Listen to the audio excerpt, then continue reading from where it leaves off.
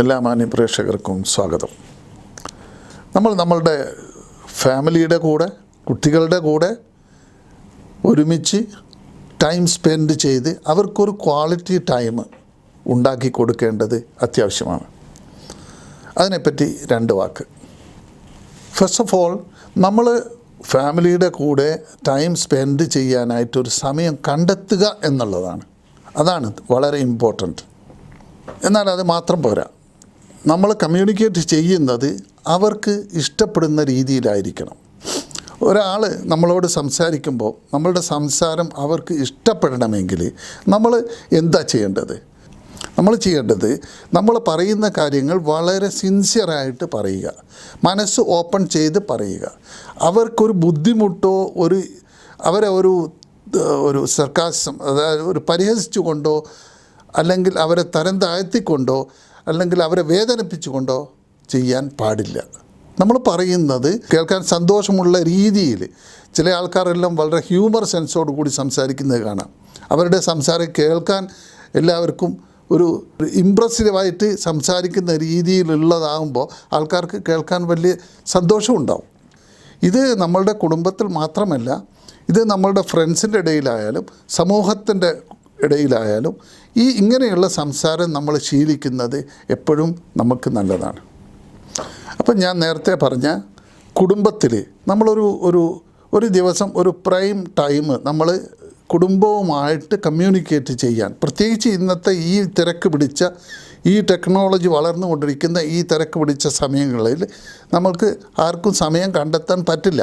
എങ്കിലും നമ്മൾ ഒരു ദിവസം അറ്റ്ലീസ്റ്റ് ഹാഫ് ആൻ അവർ കുടുംബവുമായി ഒന്നിച്ച് ഇരിക്കാനുള്ള ഒരു പ്രൈം ടൈം കണ്ടെത്തുക.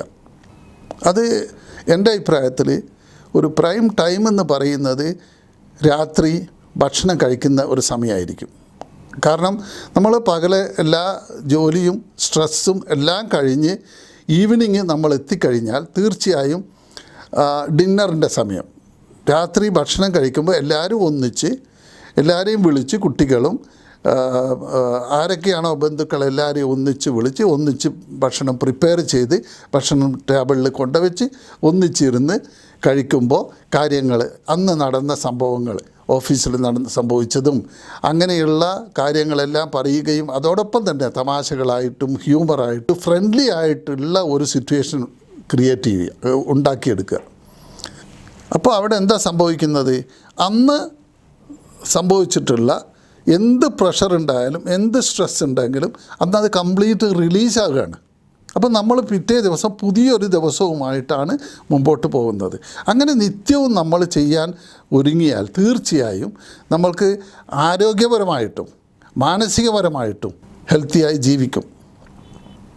അപ്പോൾ ഈ ടൈം എങ്ങനെ കണ്ടെത്തുക എന്ന് ചോദിച്ചാൽ, ചില കാര്യങ്ങൾ നമ്മൾ ചെയ്യണമെന്ന് വിചാരിച്ചാൽ അത് നമ്മൾ കമ്മിറ്റഡ് ആയാൽ തീർച്ചയായിട്ടും ചെയ്യാൻ സാധിക്കും. നമ്മൾ രാവിലെ എഴുന്നേറ്റാൽ പല്ല് തേക്കുന്നത് വിട്ടുപോകാതെ എന്തുകൊണ്ട് ഡെയിലി ഒരു റൂട്ടീൻ ജോബ് ആയിട്ടത് ചെയ്യുന്നില്ലേ?